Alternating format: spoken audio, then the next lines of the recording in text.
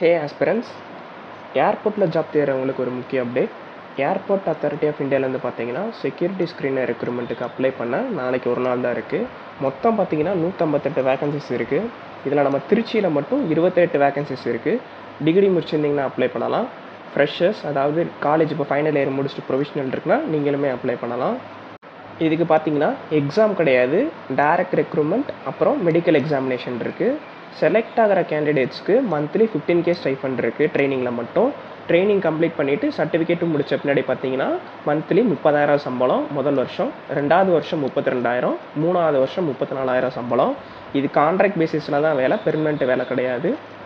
இது உங்களுக்கு 3 வருஷம் கான்ட்ராக்டு. ஏவியேஷன் செக்டாரில் நல்ல ஒரு கேரியர் ஸ்டார்ட் பண்ணணும்னு நினைக்கிறீங்கன்னா நீங்கள் கண்டிப்பாக அப்ளை பண்ணலாம்.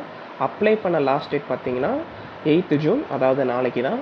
அப்ளை லிங்க் டிஸ்கிரிப்ஷனில் இருக்குது. மேலும் இது மாதிரி அப்டேட்ஸ்க்கு நம்ம சேனலை ஃபாலோ பண்ணிக்கோங்க.